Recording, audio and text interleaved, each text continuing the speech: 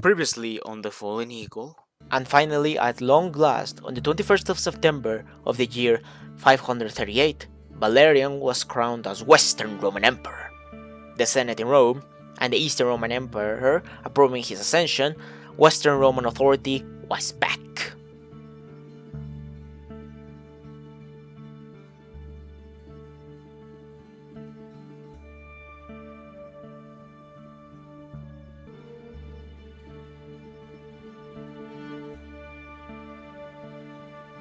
With the entire Italian peninsula under Roman jurisdictions, the old provinces would need to be re-established. As such, Odoacer's kingdom would be transformed back into the diocese of Italia Annonaria.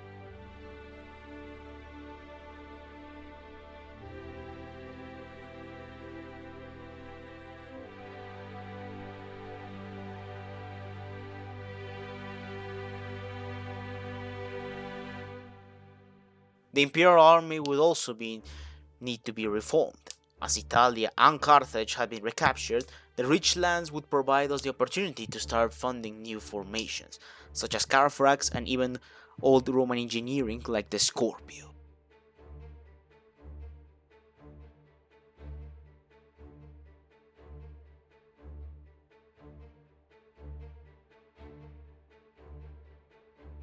With the Roman army restructured, it was only natural we would like to test our new army, so the Imperial Senate approved military operations in North Africa and Pannonia to see if the barbarians could stand a chance against our war machines.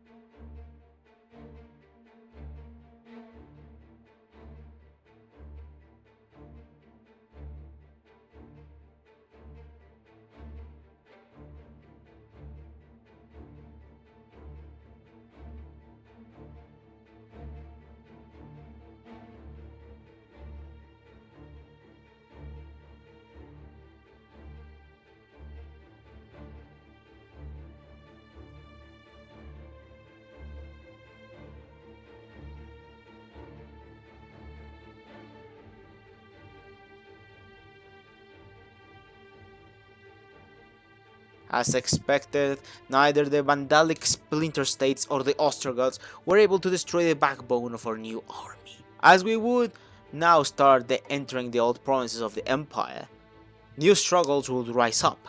As the barbaric tribes settled in many of our former lands, so many would need to be displaced as a result. As we know how well giving them the benefit of the doubt went in the past, even if all of this means through force. But the Emperor, being the great figure leading this new renaissance, will always be exposed to treachery and plots in the shadows, so Imperator Valerian took up himself to re-establish the old Praetorian Guard, so that neither him or any future emperor would fall victim to shadow plots. Even if half the time the Praetorian Guard was responsible for cooping and installing new emperors in the past. A few years later, the Visigothic king would pass away. This divided up the Gothic realm in Hispania and southern Gaul. With this golden opportunity, Valerian called for the return of southern Gaul back into the empire, and the 24th of January 559, the Roman legions crossed the unofficial borders into the lands of that Caesar had once conquered.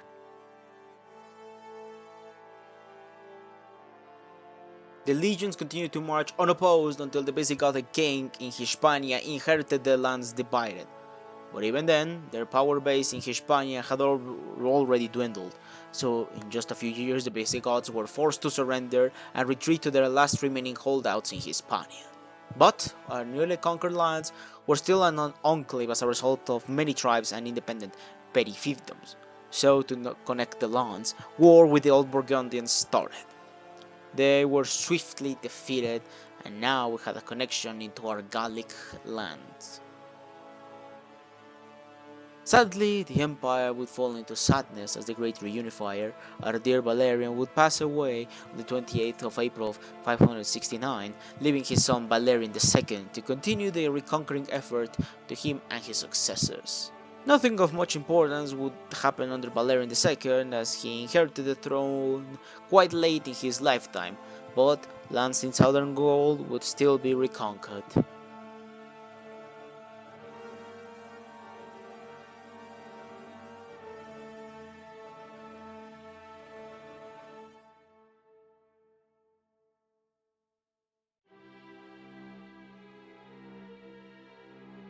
Expectedly, he passed away, only serving for 8 years in office. His son Valerian III would be crowned emperor, and to the surprise of many, this single man would be the one of the most important leaders in Roman history and beyond. But we're getting ahead of ourselves. Oh, and something funny happened. I thought the Vandals had been destroyed in North Africa after conquering their last holdouts there, but they actually migrated all the way to Normandy. Those cheeky bastards, they truly are fucking cockroaches. They just simply can't die. Anyway, there was also a decision to secure the Mediterranean.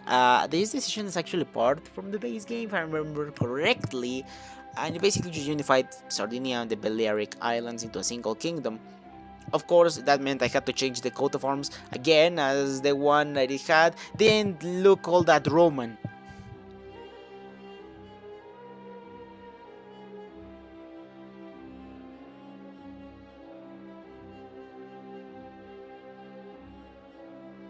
The imperial army was greatly expanded, and new conquests in both Gaul and North Africa would be carried out as usual. So by the 1600s, the new empire was now in position to re-enter Hispania after being lost long ago.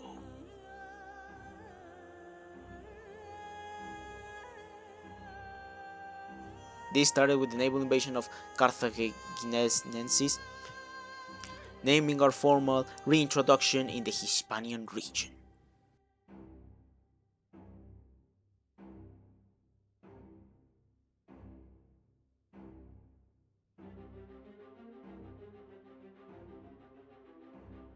But Valerian III was not like his forefathers.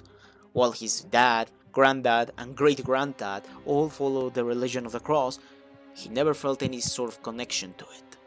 He always looked up to the old Roman Hellenic gods in Mount Olympus. But with many people converting to the Abrahamic faith across the former empire, it would be difficult to convince the people to return to the old gods. Unless Valerian manages to submerge himself entirely on Hellenistic literature and proves a good argument in front of the Senate. Luckily for him, believers of the old faith still resided in the outskirts of the empire along Noricum. If they were to be reintegrated, he could study from the people that still worship Jupiter and present an unrefutable argument to the Italian Senate to abandon the religion of the cross. Oh, and you might have noticed that I used the Kingdom Casus Belli in my quest of becoming Hellenic? Yeah, I think I did this by accident and didn't notice until much later, so yeah, I lost the Holy War Kingdom title Casus Belli just like that. Oops.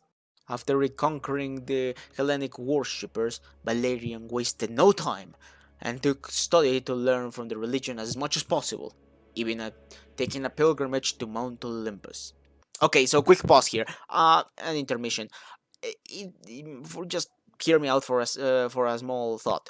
It's weird that to convert to a different religion you need piety, but the only way to gain piety in the short term as Christians is to go on a pilgrimage that proves your devotion to the faith, only just to convert in mere moments later. So because I did this, I had to change the script compared to what the game basically said of going to a pilgrimage to Jerusalem, to going to Mount Olympus. It would make more sense role players wise. Anyway, intermission over. And so, after months of preparing and learning, Valerian took up stage in front of the Italian Senate, proposing his new project. Normally, an idea like this would have been rejected utterly. But thanks to his careful preparation and all military power, thanks to the Praetorian Guard and most of the army behind him, the Italian Senate had no choice but to fold and proclaim the return to the religion of the true Caesars. Many were not so adamant of converting back to the roots. As such, one proconsul tried to assassinate the imperator. He failed to do so, but in the process Valerian III would become disfigured thanks to the assailant. Few years passed. While content with the situation and the return of Hellenism, Valerian was still not completely satisfied by the change of faith, as it was still yet too lenient to the heathens that refused to revert, and many were causing up trouble yet again.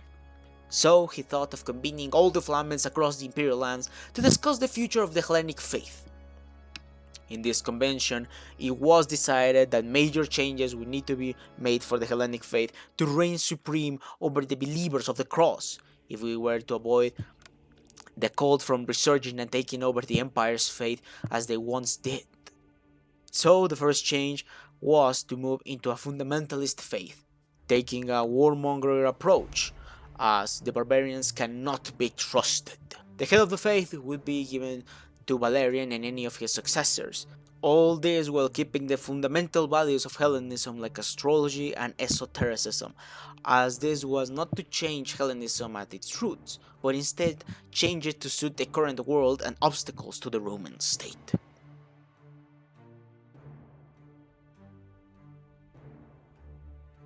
With that, Neo-Hellenism was proclaimed, the new faith of the empire.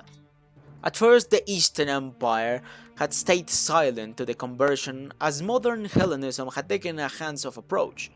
But with the proclamation of a new, relenting and hostile faith, the East completely broke ties with the West, declaring a heretical state that needed to be destroyed. But with the East having too many troubles of their own, they couldn't do anything and just reinforce the border.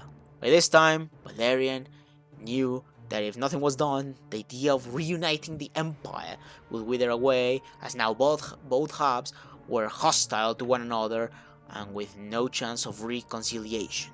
So many speculate this is the beginning of a sinister plan by Valerian that would work around the legal system and reunite the entire empire under his ideal vision. One day, a random peasant happened to arrive at the imperial palace. Son of a former Eastern emperor, he sought asylum after being exiled by the current emperor. Noticing many great qualities, Valerian accepted this man and soon became his own courtier. It is said that Valerian really took a liking to this promising man and wanted to marry him to his daughter as an insurance policy to keep him in his court, but sadly he was already married. And yet, mysteriously one day, his wife was poisoned during a festivity. Taking this golden opportunity, Valerian did what he wanted, and soon this promising man was now part of Valerian's family. But even then, after spending more time as the husband to his daughter, he thought of a radical idea. He decided to adopt Tigran as his own child. Now legally as his child, Valerian now had a casus belli in his hands, as Tigran still held his claim to the Eastern Empire thanks to his biological father. With this, the second part of this theory commenced, or so is it thought. A funny thing that happened is that I was actually friends with the king of Austrasia, but I needed a province to hold all the duchies to reunite the empire. So I had to go to war with my own friend to gain a single county, but because I felt like a piece of shit betraying my own friend, I later gave him a gift to compensate for his loss. You know, after all, we Romans respect the legal code. Back to the crazy theory proposed by many historians. During this time, the marriage of Tigran was annulled and instead an alliance with the Germanic king of the Lombards as well as Estonia were concluded, as they would be needed for the great armed conflict to come.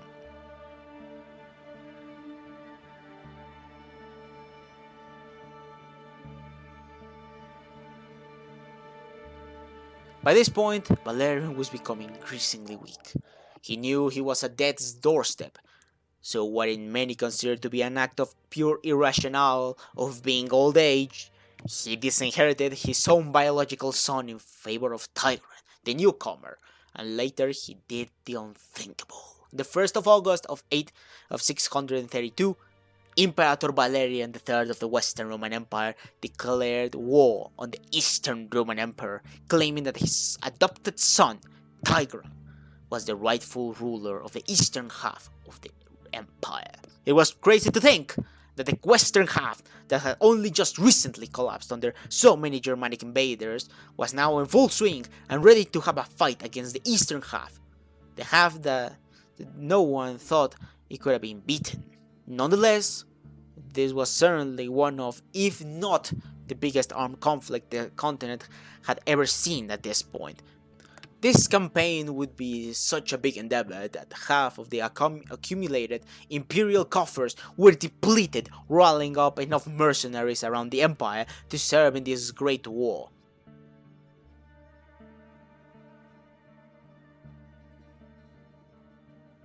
With the entire invasion force ready, the army of 50,000 men sailed all the way over to Constantinople instead of going through the Illyrian border.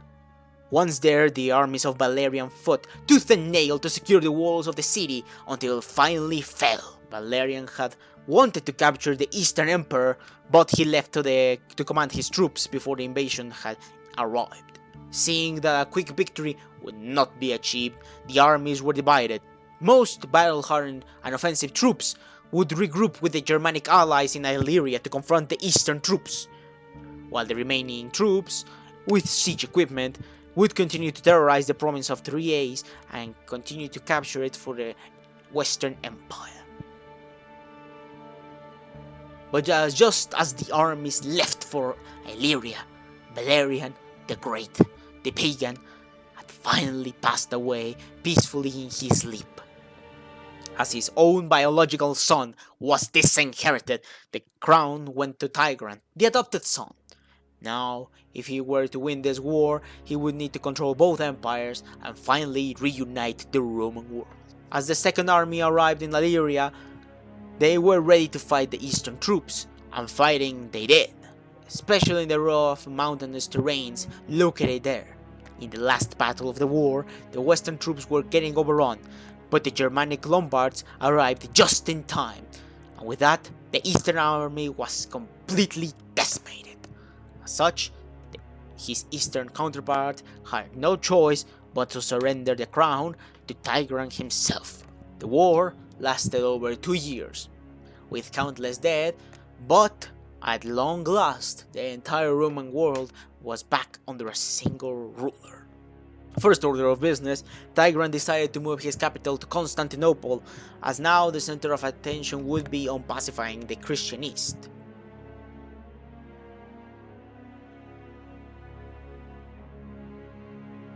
And with the approval of the Italian Senate and Eastern Senate under military oversight, mind I add, Tigran Nepos was officially declared not just Eastern Roman Emperor, but Roman Emperor as a whole, becoming a proper Augustus. From today onwards, there will no longer be two halves, but instead just one empire, one people, one faith. Knowing full well that the administration would be overextended, as it already was even before the war, provinces seen as not of vital interests were let go, such as the provinces in the Black Sea and Scythia. But things were still not well, as many within the east and even the west demanded independence from what they saw as a usurper and a fake Augustus. But sadly for Tigran, he would not see this, as the official sources say that he would suffer a heart attack on his way to the Eastern Senate.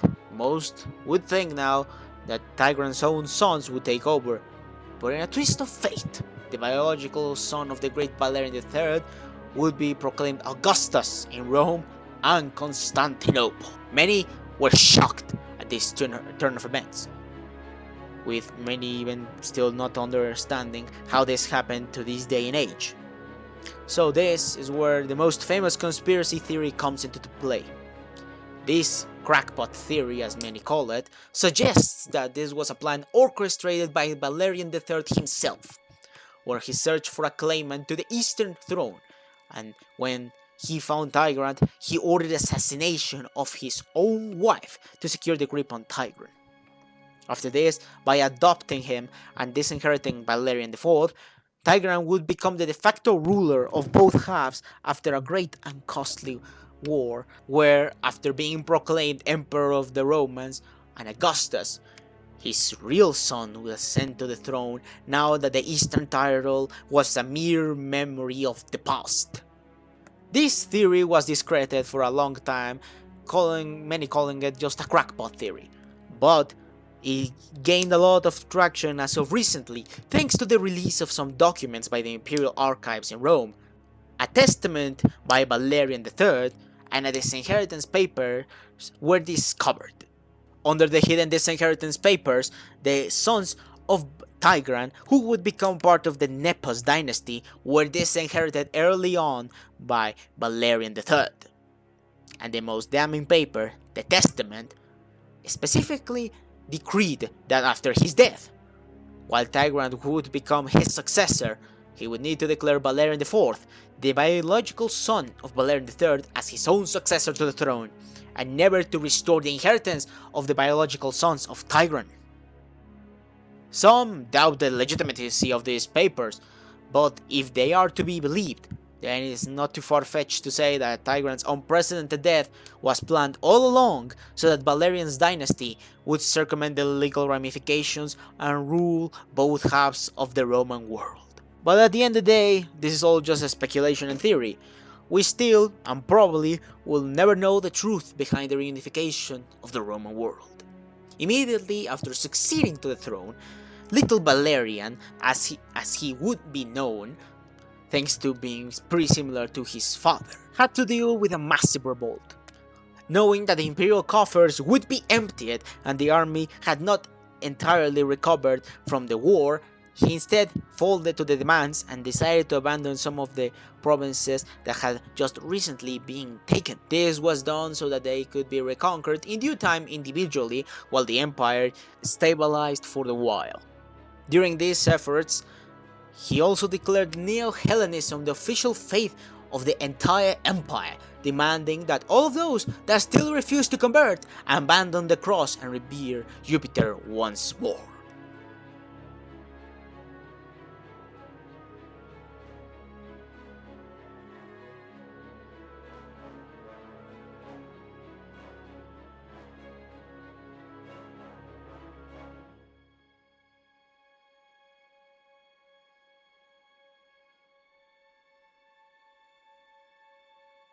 But this was still not enough, as the massive revolt still happened.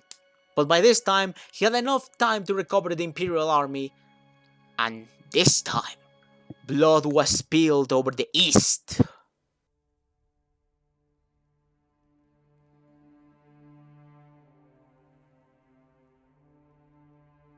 With the capture of the most revolting vassals, the entire Christian administration of the east was replaced with a Neo-Hellenic one.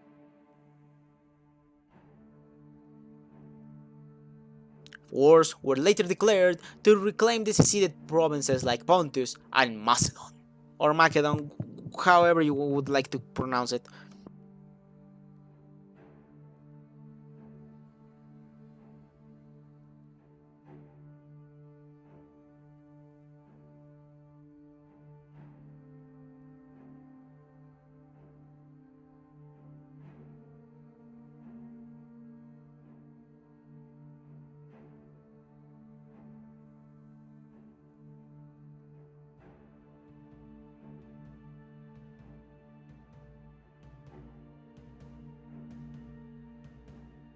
Oh, and a big bug occurred. So, when my ruler died, since Neo-Hellenism was declared the official faith of the empire, that meant that no character that is not considered Neo-Hellenic can inherit the title.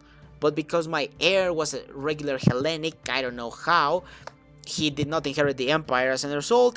This mess happened, so I had to reload the save and demanded he converted to Neo-Hellenism before I died, and after that everything was back in order.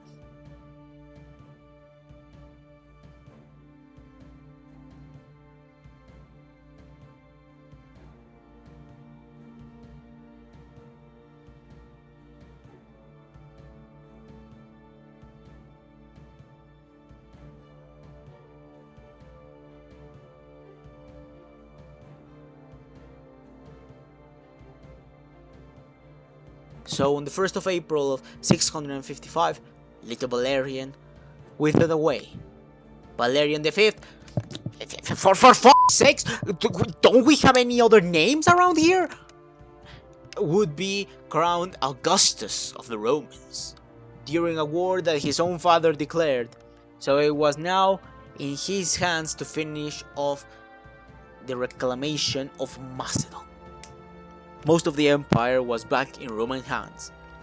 It was only a matter of cleaning up the rest. As mainland Europe was back under control, many thought it was time for the Romans to return to Britannia and conquer the whole thing once and for all.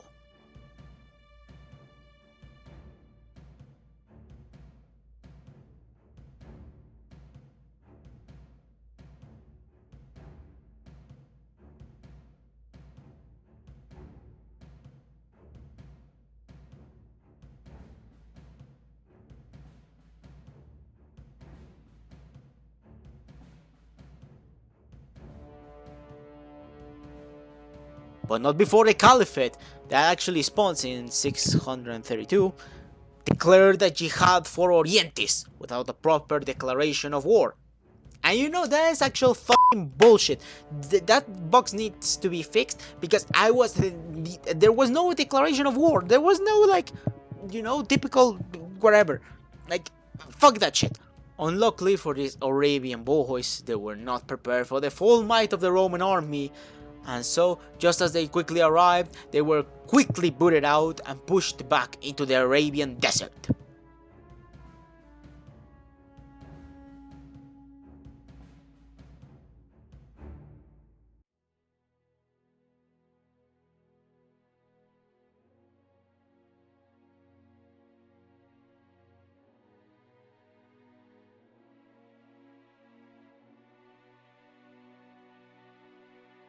Not wanting to deal with this bullshit yet again, just after the war ended, I immediately declared war on them. Yeah, how does it feel not having a prior warning game? Yeah, how the fuck does it feel? After the war with the Arabians, Valerian V passed away mere years after the Arabian ordeal, and his son, Paulinius, finally, thank the gods in Mount Olympus we have other names besides Valerian, succeeded to the throne.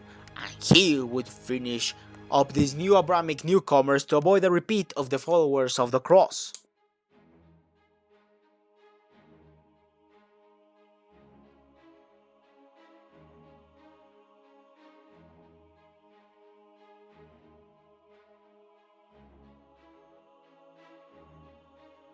Wars to reclaim the entirety of the empire would continue.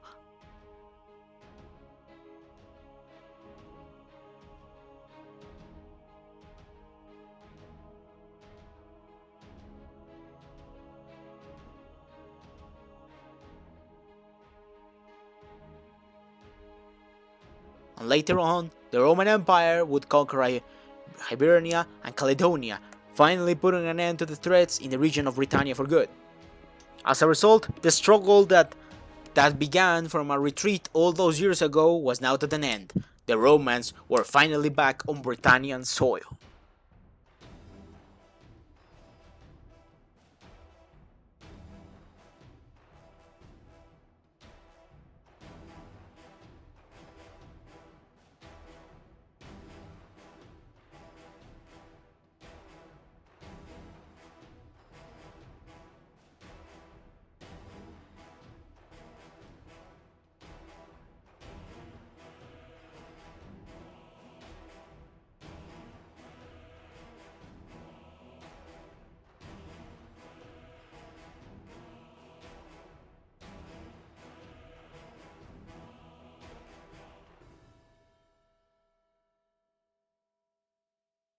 And so this is the situation of the Roman Empire in 724.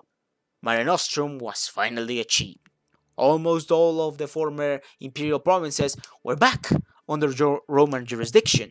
Apart from Pannonia, everything was reunited. And besides, it's better we just trade Pannonia and Noricum for all of Greater Britannia. Those barbarians could remain in the basin. We have an entire isles to ourselves, you know. Neo-Hellenism was now in a full swing. And so, to conclude this great adventure, Paulinus, after securing his entire realm, deemed it was ready to move back the capital to the city that started it all.